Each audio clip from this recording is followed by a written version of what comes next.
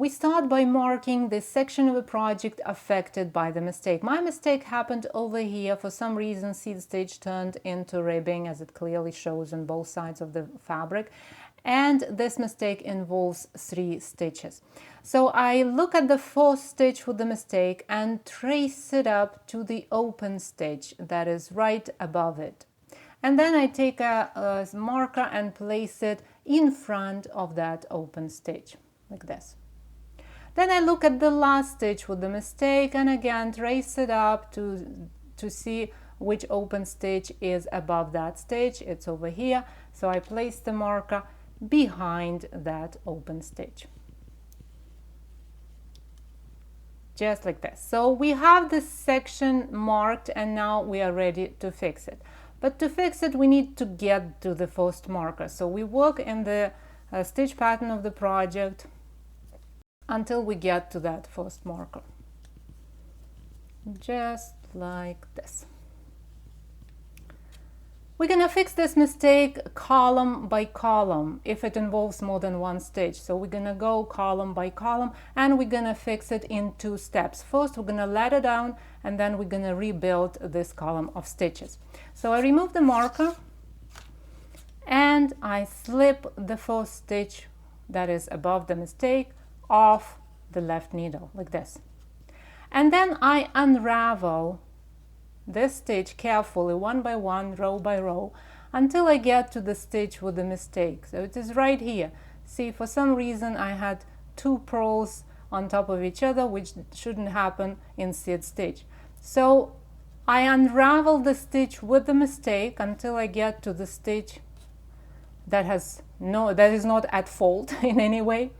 And I hold that stitch because I don't want to lose it, and I insert the tip of the left needle into that stitch from front to back, like this. This is our picked up stitch. Now we need to rebuild this column of stitches. All we have are those loose strands that are quite messy, but don't worry, they're not messy at all. We can easily deal with them. And we can do it in pattern, like I'm gonna do right now with the seed stitch. So if the stitch, the picked up stitch, is supposed to be knitted in the next row according to your pattern, then insert the tip of the left needle from front to back under the strand, the loose strand, that is the closest to the stitch. How do we find the closest? It's very easy. We simply pull these strands sideways and we can easily tell which row each strand belongs to. See? So we pick the one that is the closest and we insert the left needle under that strand from front to back, like that. If you feel stressed by the rest of the strands, simply push them to the back so they're not in the way and they don't look that scary anymore. So we are rebuilding a knit stitch. The strand stands at the right hand side of the stitch, and in this situation we insert the tip of the right needle from right to left into the stitch. See, we kind of bypass the strand, we go into the picked up stitch, and then we pass this stitch over the strand and off the needle. Here we go. This is our perfectly knitted stitch. Then we pick up the next stitch, the next strand. Again, pull the strand sideways to see which one is the closest to the stitch, and that would be this one in this case. And if the stitch is supposed to be purled in the next row according to your stitch pattern, then pick up that strand and then move it so that it sits at the left hand side of the stitch. So it's at the back of the stitch. And then again, insert the tip of the right needle into the stitch, again not into the strand, just into the picked up stitch from right to left, and then pick that strand and push it through the stitch like this, and slip the stitch and the strand, everything off the left needle. We've just purled the stitch, but it sits on the right needle, which is not what we need, and it is also twisted. So that's why we insert the tip of the left needle into that stitch from right to left and ease the right needle out, slipping the stitch to the left needle and untwisting it at the same time. This is how we create the purl stitch, how we rebuild it. And then we keep going. So I have 2 more strands. So I pull the strand sideways to see which strand would be the closest to the stitch.